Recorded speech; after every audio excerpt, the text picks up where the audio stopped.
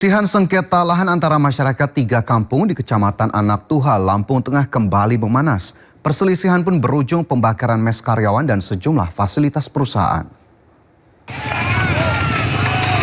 Hangus!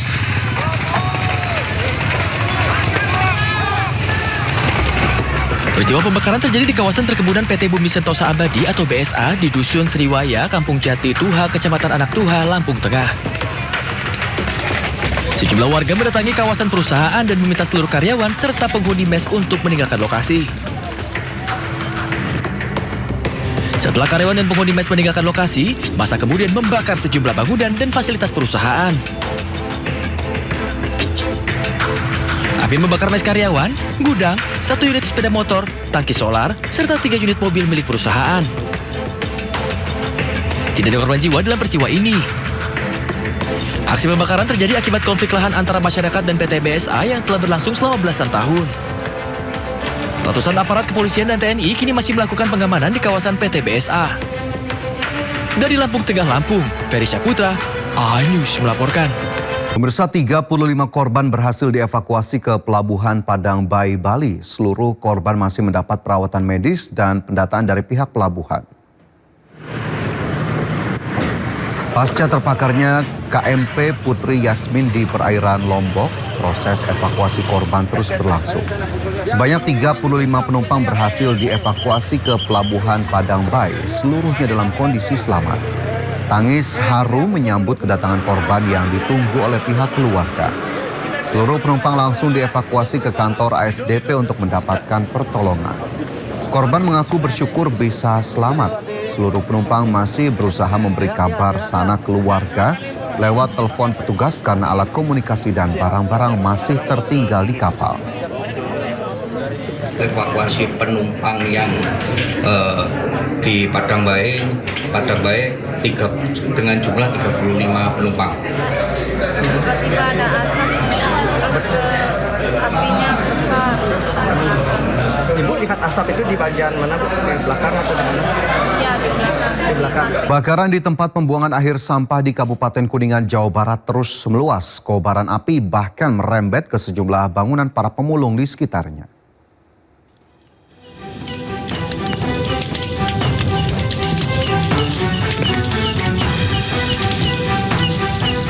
Hingga Rabu malam, kebakaran di tempat pembuangan akhir sampah Desa Ciniru, Kecamatan Jalaksana, Kabupaten Kuningan, Jawa Barat kian membesar.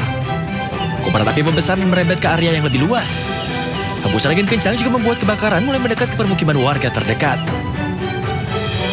Bahkan si jago merah mulai membakar gubuk para pemulung yang berada di dekat lokasi. Selain sumber air jauh dari lokasi kebakaran, medan terjal dan juga berbahaya menyulitkan proses penanganan. Kesulitannya karena medannya terlalu besar, terlalu luas gitu. Jadi kita jangkauannya agak sulit. Terbatas Terus itunya pun apinya pun cukup besar. Jadi kita butuh waktu lama untuk benar-benar mendinginkan kebakarannya gitu. Karena kan materialnya sampah udah terbakar gitu. Kadang atasnya padam, bawahnya itu masih panas ya. Tambah ini cuaca kan anginnya cukup deras. Selain petugas gabungan dan relawan yang terus berjibaku memadamkan api, tim medis berikut perlengkapannya juga disiagakan untuk menanggulangi penanganan medis. Dari Kuningan, Jawa Barat, Mahardika, iNews melaporkan. Buntut dugaan penistaan agama dalam acara festival musik di kawasan Ancol, Jakarta Utara, ratusan warga menggeruduk rumah MC acara tersebut. Kapolres Metro Bekasi Kota meminta masyarakat menyerahkan penanganan kasus ke pihak kepolisian.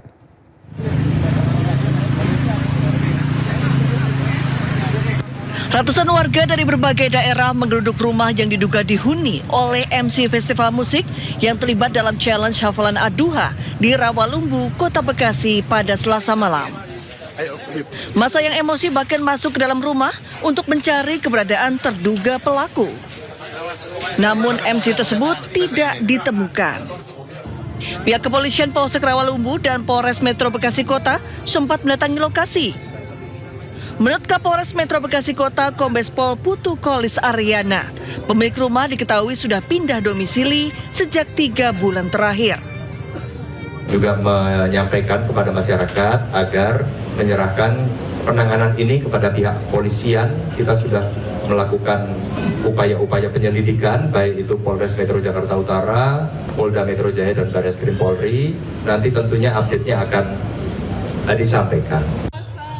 Sementara dugaan penistaan agama masih dalam penyidikan Polda Metro Jaya, Polres Jakarta Utara, dan Barreskrim Polri. Sebelumnya video dugaan penistaan agama terjadi dalam acara festival musik di kawasan Ancol, Jakarta Utara dan viral di media sosial. Salah satu stand produk minuman keras diduga menantang pengunjung menghafal surat Ad-Duha dengan hadiah 1 botol minuman beralkohol. Dari Bekasi, Jawa Barat, Rahmat Hidayat, iNews melaporkan. Pemirsa, 2 terduga pelaku penistaan agama dibawa ke Polda Metro Jaya untuk diperiksa terkait dugaan penistaan agama dalam sebuah konser musik di kawasan Ancol, Jakarta Utara. 2 terduga pelaku penistaan agama berinisial R dan E dalam sebuah konser musik di kawasan Ancol, Jakarta Utara tiba di Polda Metro Jaya pada Rabu malam. Keduanya dikawal pihak kepolisian dan tampak tertunduk ketika melihat adanya awak media. Saat dimintai keterangan oleh awak media, keduanya memilih bungkam dan terus berjalan memasuki gedung di Reskrimum Polda Metro Jaya. Saat ini pihak kepolisian masih mendalami adanya unsur pidana dalam kasus penistaan agama tersebut.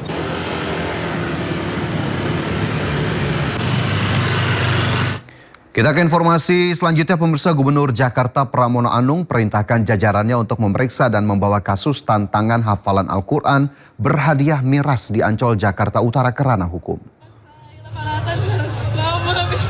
Tantangan hafalan Al-Quran berhadiah minuman keras yang digelar di kawasan Ancol, Jakarta Utara memicu reaksi keras dari Pemprov DKI Jakarta. Gubernur Jakarta Pramono Anung menegaskan tidak akan memberikan toleransi kepada siapapun yang bermain-main dengan isu agama, terlebih di wilayah fasilitas milik Pemprov DKI. Guna memberikan efek jera, Pramono telah memerintahkan asisten Kesra untuk segera memproses dan mengambil tindakan hukum terhadap penyelenggara acara. Ia menegaskan tak akan memberikan toleransi terhadap pihak yang memainkan isu agama yang bisa mengganggu kedamaian Jakarta. Kemarin sudah membuat statement yang menurut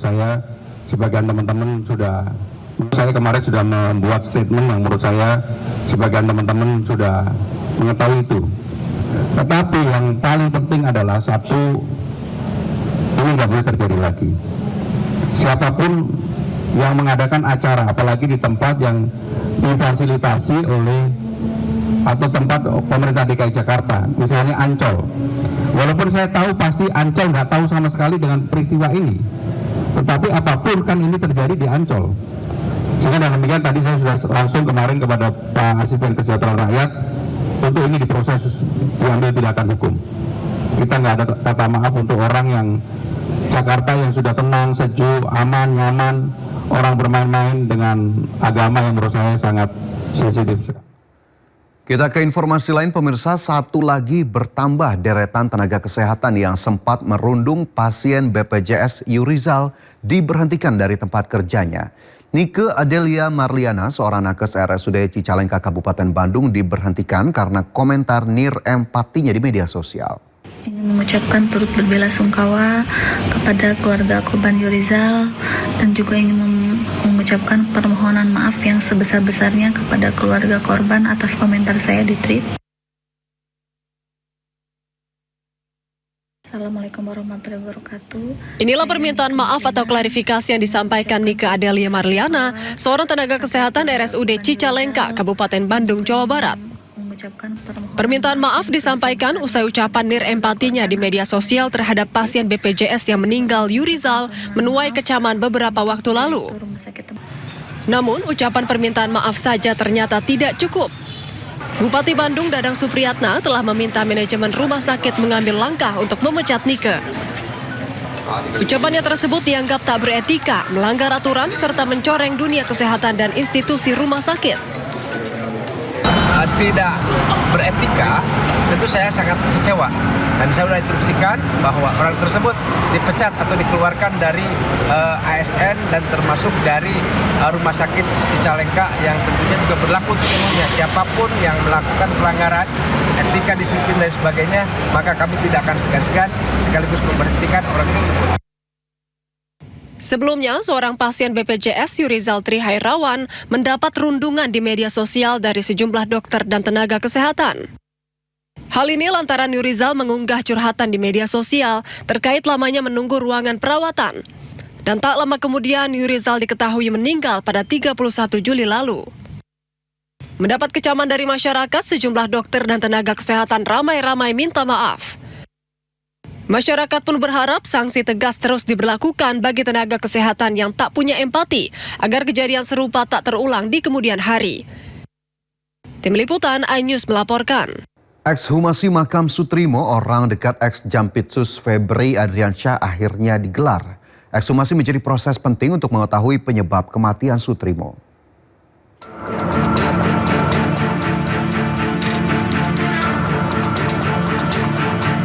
20 hari setelah kematian, akhirnya makam Sutrimo dibongkar. Proses ekshumasi dimulai Rabu pagi mulai pukul 9.30 di pemakaman Bantar Agung, Desa Ulahar, Kecamatan Wangon, Banyumas, Jawa Tengah.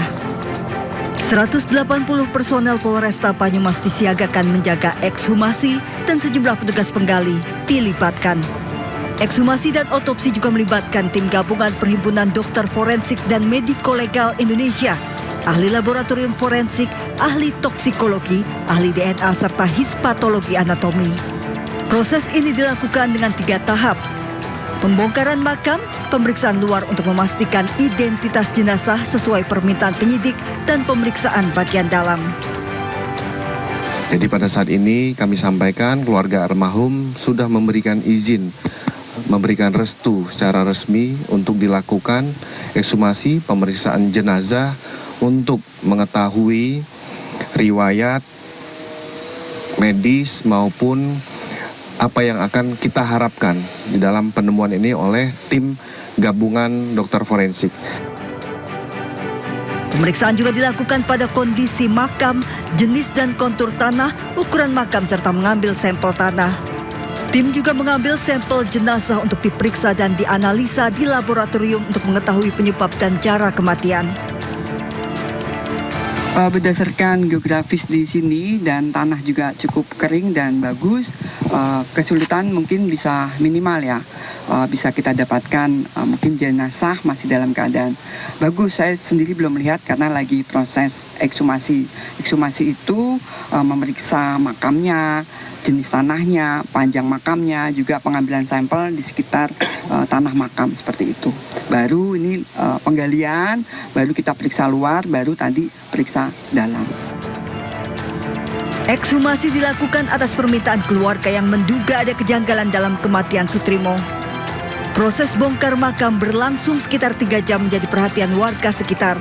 Polda Metro Jaya sudah meningkatkan status kepenyidikan usai memeriksa 24 saksi.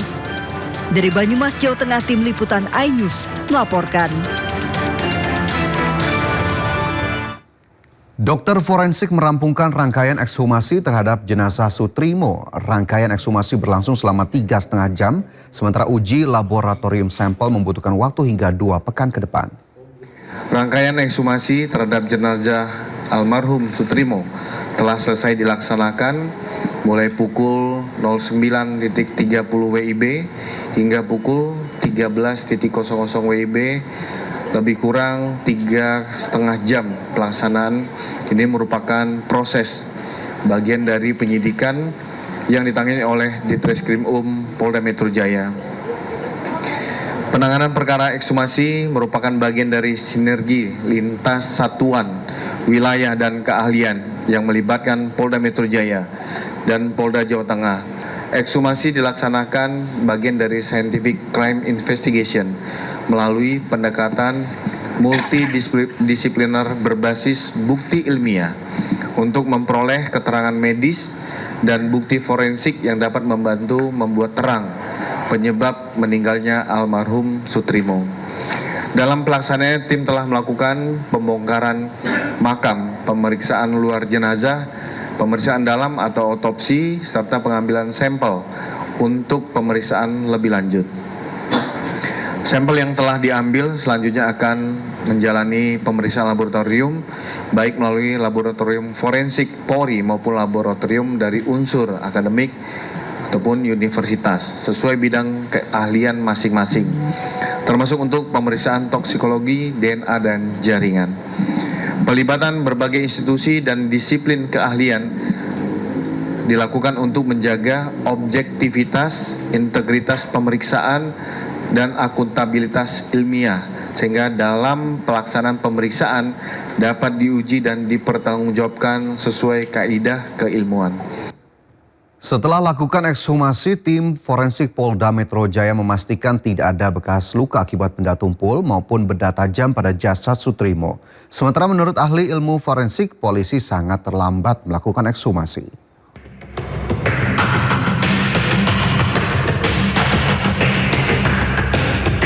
Setelah 20 hari dimakamkan, penyidik Polda Metro Jaya akhirnya membongkar makam Sutrimo. Ekshumasi dilakukan untuk mencari tahu penyebab kematian Sutrimo yang dinilai tidak wajar. Guru Besar Ilmu Forensik Profesor Dr. Herkutanto menilai ekshumasi yang dilakukan sangat terlambat. Pasalnya setelah 20 hari dimakamkan, jaringan pada jasad korban telah mengalami kerusakan. Herkutanto menilai kecil kemungkinan polisi akan menemukan penyebab kematian Sutrimo. Dengan sudah 20 hari dimakamkan, tantangannya akan semakin besar. Jaringan-jaringan lunak itu biasanya akan sudah rusak dan hancur. Kalau jaringan-jaringan yang keras itu masih bisa. Dengan demikian, kita hanya mengandalkan pada sejauh mana kondisi lingkungan tadi itu akan merusak kondisi jasad dari Sutrimo yang bersangkutan tadi.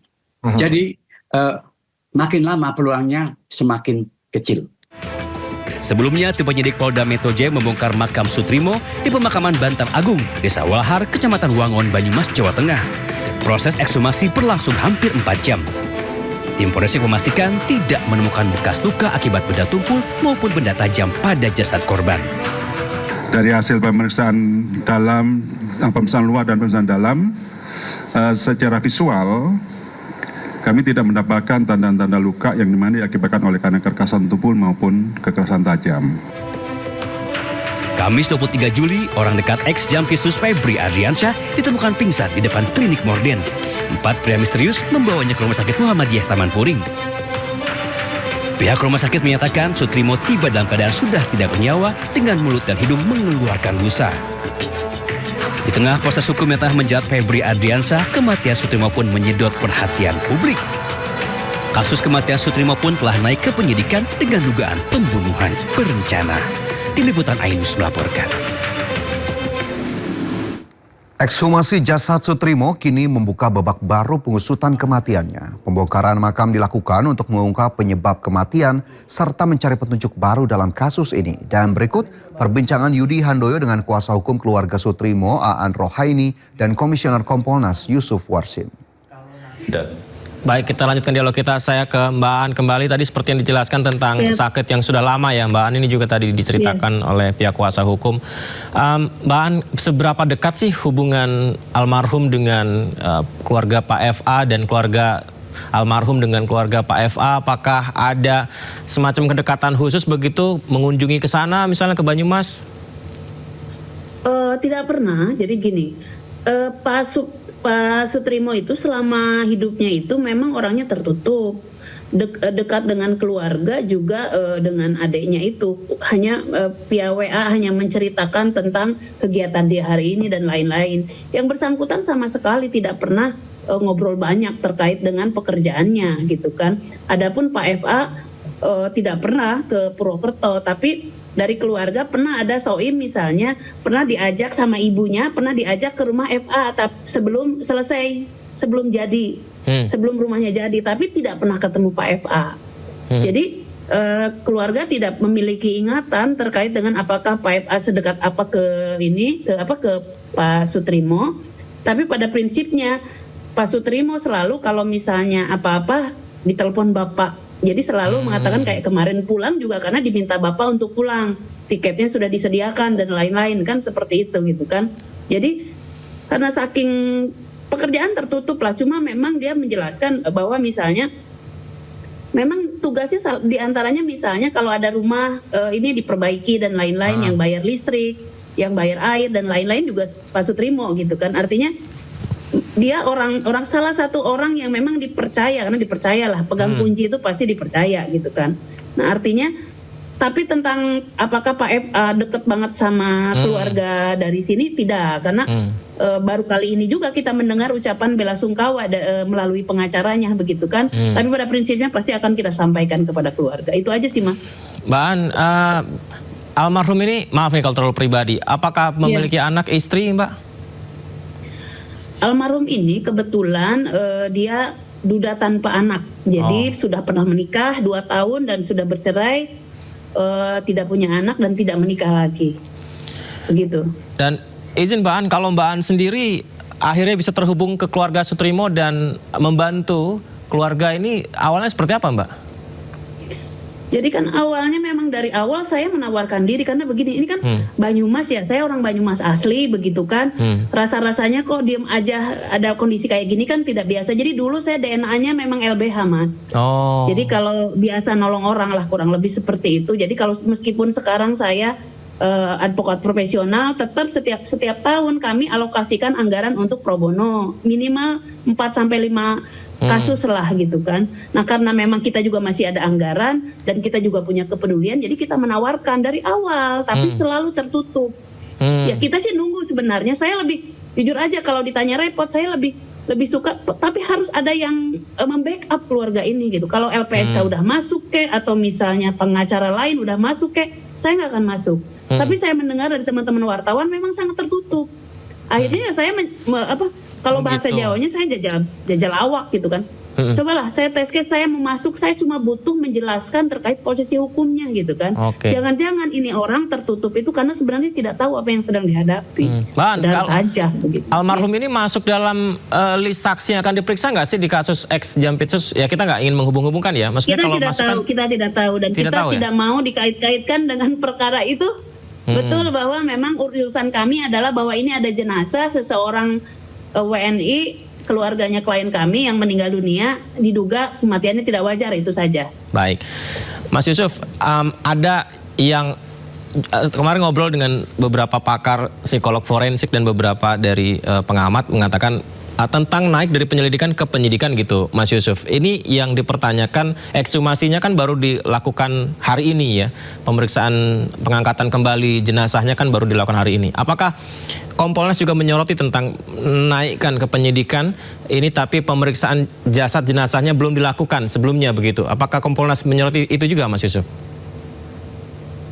Sebenarnya kalau normanya tadi kaitannya dengan penggalian mayat itu diatur di dalam KUHP kita yang baru, itu pasal 49, 50, 51. Pasal itu ada pada pasal-pasal penyidikan, gitu. Bukan ada di pasal penyelidikan.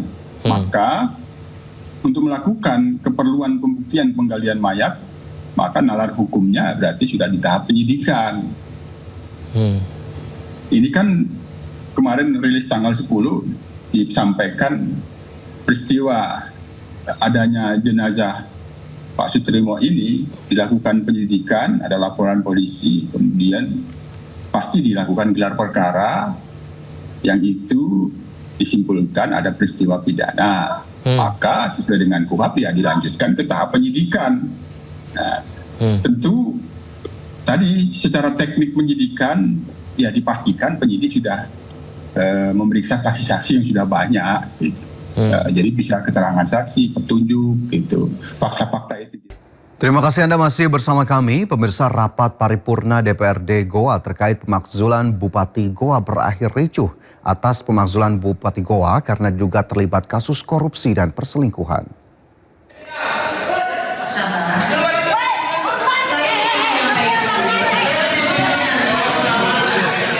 Rapat paripurna DPRD Goa, Sulawesi Selatan memanas. Situasi pun berubah ricuh usai dipicu teriakan dari sejumlah orang yang hadir dalam ruang rapat. Rapat ini menghasilkan keputusan pemakzulan terhadap Bupati Goa, Husniah Talenrang atas kesepakatan seluruh fraksi. Husniah yang berbicara di atas mimbar terkait klarifikasi kasus yang menjerat dirinya sontak mendapat hujan interupsi. Dan dengan tegas saya menyatakan bahwa semuanya melalui proses. Ya, di sini bukan tempat kita untuk menghakimi atau mengadili. Masih ada proses selanjutnya. Saya menghargai ini adalah rumah rakyat. DPR adalah mitra kita. Dengan harapan kehadiran saya ini akan menjaga dan menjalin harmonisnya hubungan antara DPRD, legislatif dengan eksekutif. Sebelumnya, Husniah diperiksa tim Pansus Hak Angket atas 3 kasus, yaitu dugaan korupsi seragam sekolah gratis sebesar 16 miliar rupiah, pencabutan sepihak bantuan beasiswa program doktoral salah satu mahasiswi, dan dugaan perselingkuhan. Dari Goa, Sulawesi Selatan, Bukma, iNews melaporkan. Pengadilan Negeri Jakarta Timur menggelar sidang pembacaan dakwaan jilid 2 terhadap Tifauzia Tiasuma atau Dr. Tifa pada hari ini. Namun terdakwa Dr. Tifa tidak hadir dalam persidangan sehingga sidang kembali ditunda 2 minggu ke depan. Pada sidang sebelumnya, majelis hakim telah mengabulkan eksepsi terdakwa Tifauzia Tiasuma atau Dr. Tifa. Perkara Dr. Tifa kembali diperiksa oleh majelis hakim yang sebelumnya menangani perkara yang sama, yakni Christina Endarwati sebagai ketua majelis dengan hakim anggota Rudi Rafli Siregar dan Matilda Christina Katarina.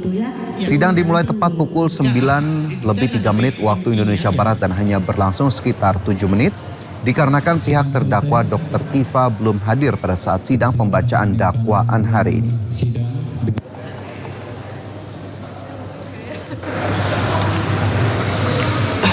Dan pemirsa, untuk mengetahui informasi terkini kita terhubung dengan Anissa Rizkia di Pengadilan Negeri Jakarta Timur. Anissa, kenapa sidang Dr. Tifa ditunda pada hari ini? Ya Fajar dan juga pemirsa, kalau kita berbicara mengenai alasan mengapa sidang pembacaan dakwaan terhadap Dr. Tifauzia Tiasuma atau Dr. Tifa ini ditunda dan memang dijadwalkan pada pukul 9 waktu Indonesia Barat. Informasi yang kami dapatkan memang sejak tadi pada saat sidang dibuka oleh Ketua Majelis, dari pihak terdakwa Dr. Tifa ini belum juga hadir karena informasi dari pihak kuasa hukum Dr. Tifa ini masih berada dalam perjalanan. Dan tentunya ini menjadi alasan dari pihak Ketua Majelis akhirnya menentukan bahwasannya sidang hari ini yang rencananya akan digelar ini ditunda selama 2 minggu ke depan dan akan dilaksanakan kembali pada tanggal 27 Agustus mendatang di lokasi yang sama, yakni di Pengadilan Negeri Jakarta Timur. Nah, kalau kita berbicara mengenai kasus yang menyeret nama Dr. Tifa ini, memang kasus ini terjadi di kawasan Jakarta Selatan, namun mengapa akhirnya yang menangani kasus ini justru Pengadilan Negeri Jakarta Timur? Sidang pembacaan dakwaan kasus dugaan pencemaran nama baik yang melibatkan Dr. Tifa ini memang saat ini ditangani oleh Pengadilan Negeri Jakarta Timur karena jaksa penuntut umum ini melimpahkan berkas perkara tersebut ke Pengadilan Wilayah Hukum berdasarkan lokus atau penunjukan pelimpahan administrasi hukum penuntut umum, Fajar.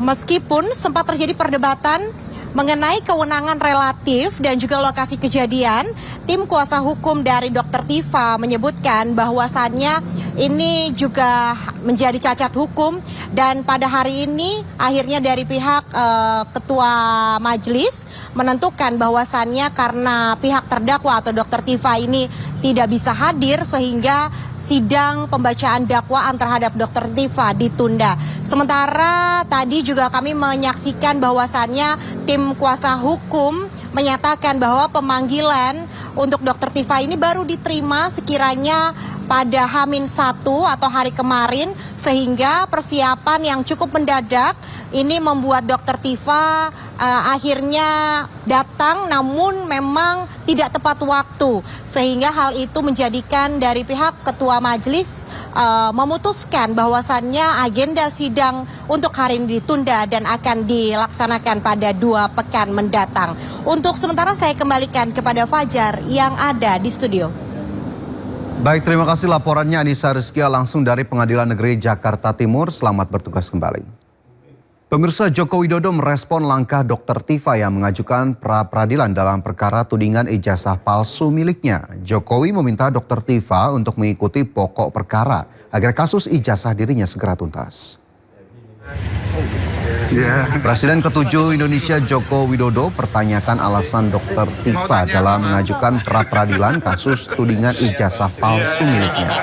Jokowi menyebut jika Dr. Tifa yakin ijazahnya palsu, maka sebaiknya segera dibuktikan di persidangan pokok perkara. Jokowi juga lagi-lagi menegaskan siap hadir di persidangan dengan membawa seluruh dokumen akademik miliknya termasuk ijazah. Ya kalau yakin 100% palsu,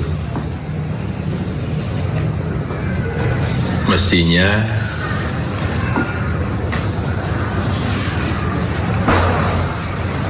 masuk ke pokok perkara di persidangan itu diikuti, tidak malah pra-peradilan. Biar perkara ini segera selesai, masalah ini bisa segera selesai. Kalau untuk sidang rencana besok dari Pak Jokowi seperti apa, Pak? Kalau siap hadir, kalau hadir, kan sudah saya sampaikan, saya akan hadir membawa ijazah SD, SMP, SMA, dan nanti yang S1 yang sekarang di Kejaksaan, semuanya akan kita tunjukkan. Mantan Menteri Pendidikan, Kebudayaan, Riset, dan Teknologi Nadiem Makarim kembali menjalani sidang banding di Pengadilan Tinggi DKI Jakarta terkait dugaan korupsi pengadaan laptop Chromebook. Nadiem menyoroti uang pengganti 809 miliar rupiah dan menegaskan dirinya tidak pernah menerima uang tersebut. Dalam sidang banding, pihak Nadiem menghadirkan 2 saksi dari pihak Goto, Andre Sulistyo dan Adesti, untuk kembali membuka fakta-fakta yang menurutnya belum dipertimbangkan dalam putusan pengadilan negeri. Nadiem mengklaim transaksi 809 miliar rupiah tersebut tidak pernah masuk ke rekeningnya dan seluruh dana telah kembali ke rekening PT AKB. Nadiem juga membantah adanya hubungan antara transaksi 809 miliar dengan kebijakan pengadaan laptop Chromebook termasuk dengan pihak Google. Menurutnya pemberian uang pengganti tidak sesuai dengan pertimbangan putusan pengadilan negeri yang menyebut tidak ada unsur memperkaya diri. Nadiem turut menyinggung perkara IBAM yang juga terkait kasus pengadaan laptop Chromebook dan Windows yang mana menurutnya IBAM tidak pernah menerima aliran dana. Saksi yang semula bahwa 809 miliar itu tidak sepeser pun saya terima. Bahkan saya tidak mengetahui mengenai transaksi 809 miliar itu karena memang semua sudah dikuasakan kepada Goto, semua urusan korporasi. Bukan hanya tidak menerima sepeser uang pun, uang itu seutuhnya balik ke rekening PT AKAP dan semuanya bukti transfernya sudah ada. Dan yang lebih janggal lagi adalah bahwa transaksi itu tidak ada hubungannya dengan Google, pihak yang dituduh diperkaya oleh kebijakan saya. Jadi bayangkan betapa kejamnya penuntutan dan manipulasi fakta dan hukum di era Jampitsus yang lama. Bahwa suatu transaksi yang tidak ada hubungannya dengan saya, tidak ada hubungannya dengan Google, dicomot begitu saja lalu dijadikan tuntutan uang. Pemirsa, atraksi udara TNI akan turut mewarnai upacara perayaan Hari Ulang Tahun ke-81 Indonesia di Istana Negara Jakarta. Sejumlah pesawat jet tempur tampak melakukan gladi atraksi manuver di langit Jakarta pada hari ini. Manuver pesawat tempur tersebut menjadi bagian dari persiapan atraksi udara yang akan ditampilkan dalam rangkaian perayaan HUT RI 17 Agustus mendatang. Kemampuan para penerbang TNI yang menjalani latihan tersebut mengundang decak kagum hadirin. Untuk pesawat tempur, alutsista yang akan dikerahkan antara lain Rafale, F-16, Sukhoi 27, 30, Hawk 100-200 serta T-50I Golden Eagle. Atraksi udara juga akan kembali diramaikan tim aerobatik Jupiter TNI Angkatan Udara yang akan menerbangkan pesawat KT-1B Wongbi.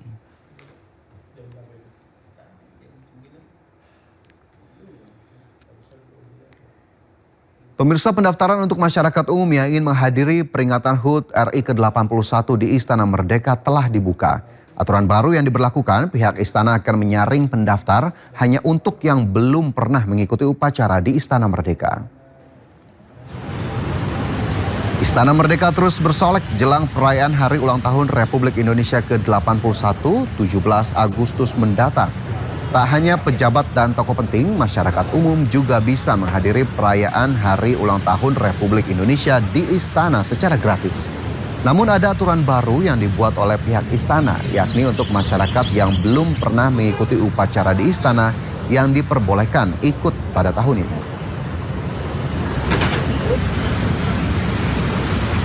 Majelis Ulama Indonesia mengharamkan hadiah dari uang pendaftaran lomba perayaan 17 Agustus. Pasalnya praktik ini dinilai tergolong judi.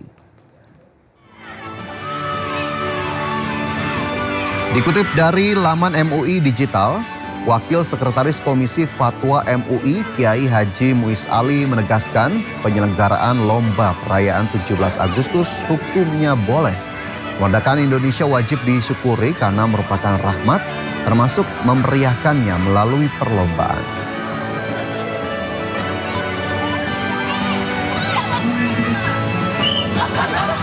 Pengadilan di Suriah telah menjatuhkan hukuman mati secara in absentia kepada mantan Presiden Bashar al-Assad.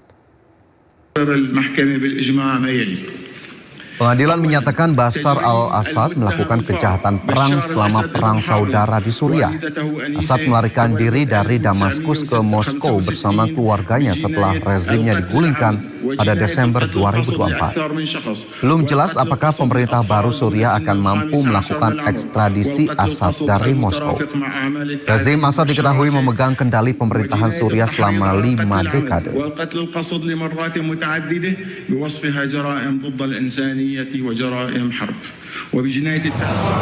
Pengadilan Suriah juga menjatuhkan hukuman mati kepada Atef Najib, sepupu Assad sekaligus mantan kepala keamanan politik di Provinsi Dera, Suriah Selatan. Atef Najib dihadirkan dalam kurungan di ruang sidang saat hakim membacakan vonisnya. Najib dinyatakan bersalah atas sejumlah tindak pidana termasuk pembunuhan dan penyiksaan terhadap anak-anak di bawah usia 15 tahun.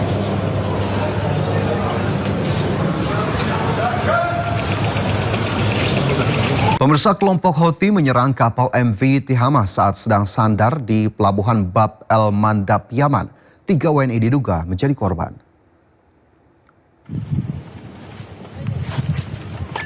Dari sejumlah sumber di media sosial, rudal menghantam kapal komersial yang berlayar dari Oman pada Selasa siang. Kapal berbendera Tasmania milik warga negara Mesir ini diduga mengangkut peralatan militer milik Arab Saudi. Kemenlu melalui KBRI Muscat terus berkoordinasi dengan pihak terkait mengenai perkembangan insiden serangan, termasuk dengan perusahaan dan 2 ABK WNI yang selamat.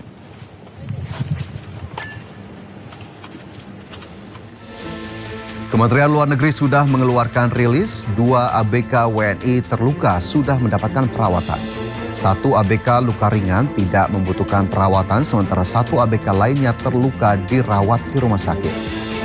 Kapal MV Tihama membawa 11 ABK terdiri atas 8 ABK warga negara Palestina dan 3 ABK WNI.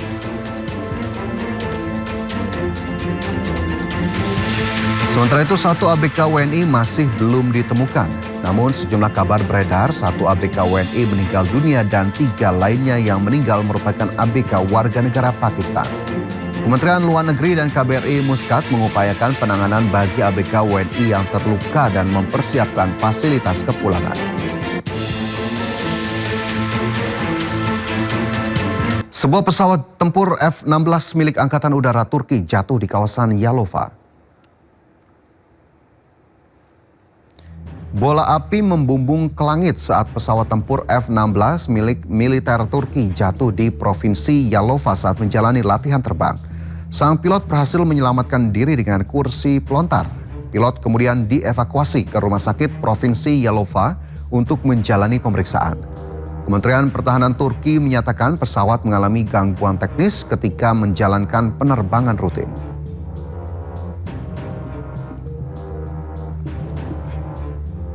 Pemirsa, penumpang kereta gantung di Manizales terpaksa tergantung di ketinggian setelah gempa bumi berkekuatan magnitudo 7,4 menghentikan sistem kereta gantung di Kolombia pada hari Senin. Rekaman video memperlihatkan para penumpang terdampar di dalam kabin, di mana beberapa di antaranya menangis dan berdoa sambil melihat ke arah kabin kereta gantung lain yang terhenti, serta struktur bangunan yang rusak di bawahnya. Sementara itu, operator terdengar mengimbau mereka untuk tetap tenang. Seluruh penumpang di seluruh jaringan sistem berhasil dievakuasi tanpa ada korban luka.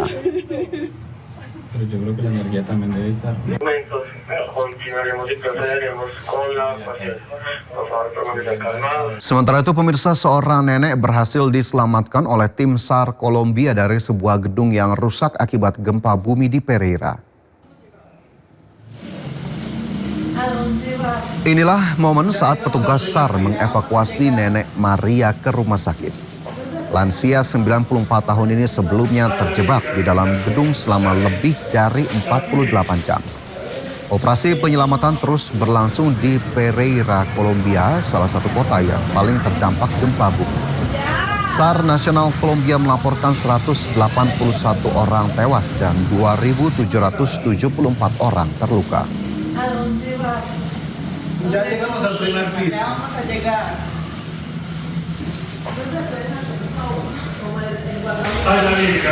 Di tengah duka yang menyelimuti pasca bencana dahsyat, Presiden baru Kolombia Abelardo de la Espriella mengunjungi korban di wilayah yang terdampak gempa. Espriella mengunjungi Manizales, salah satu kawasan yang terdampak hebat gempa berkekuatan magnitudo 7,4. Di tengah situasi krisis, sang presiden menyerukan agar seluruh elemen bangsa bangkit sembari memberikan dukungan penuh bagi para korban. Pemerintah Kolombia mengumumkan status darurat nasional guna mempercepat pencairan anggaran pemulihan pasca bencana.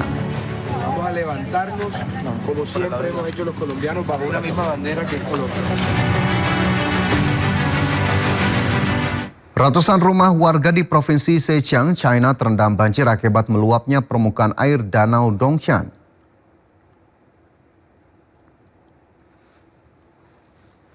Inilah rumah-rumah dan jalan-jalan di sekitar Danau Dongxian di Provinsi Zhejiang, China yang terendam banjir. Banjir akibat topan lumba-lumba yang menyebabkan hujan dengan intensitas tinggi. Otoritas meteorologi Zhejiang mengatakan topan lumba-lumba membawa curah hujan luar biasa mencapai 215 mm. Sekitar 390.000 orang dievakuasi di Taizhou menjelang badai. Topan dolphin menjadi topan terkuat yang melanda China pada tahun ini.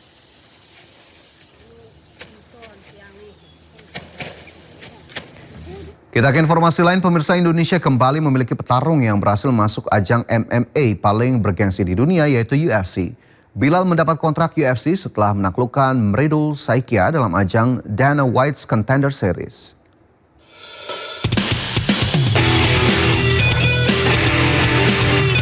Petarung Indonesia Bilal Hasan resmi mendapat kontrak bertarung di UFC setelah mengalahkan Mridul Saikia dari India dalam Dana White's Contender Series. Bertanding di Las Vegas, Amerika Serikat, Bilal menang TKO dengan pukulan lurus kanannya. Saikia terjatuh dan Bilal langsung menghabisinya di bawah dan menang hanya dengan 45 detik. Kemenangan ini membuat Bilal mendapatkan kontrak untuk berlaga di ajang MMA paling bergengsi di dunia, yaitu UFC. Masuknya Bilal ke ajang UFC membuat dirinya menjadi petarung Indonesia kedua yang mendapatkan kontrak resmi. Sebelumnya ada JK Saragi. JK melakukannya melalui jalur Road to UFC. Saat itu memang JK kalah di pertandingan final melawan petarung India Anshul Jubil, tapi ia tetap mendapatkan kontrak UFC setelah penampilannya sepanjang turnamen. Indonesia terus mematangkan persiapan menjelang kejuaraan dunia BWF. Ganda putra masih menjadi tumpuan Indonesia untuk bisa menyumbang gelar juara.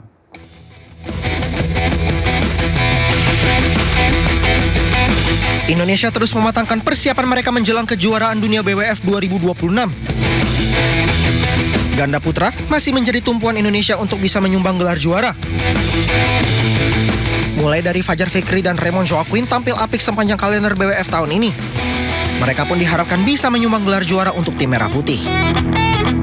Peluang pasti ada ya, untuk siapapun peluang itu pasti terbuka lebar. Cuman balik lagi ke masing-masing individu ya, karena World Champ itu ya pertandingan yang cukup sangat pengen diraih. Jadi kadang kalau kita terlalu menggebu-gebu juga itu tidak baik. Jadi ya kita harus lebih fokus saja, step by step aja sih. Indonesia mengirimkan 11 wakil ke ajang ini, di mana 8 diantaranya masuk daftar unggulan turnamen. Kejuaraan dunia BWF 2026 digelar pada 17 hingga 23 Agustus 2026 di New Delhi, India. Dari Jakarta, tim liputan iNews melaporkan.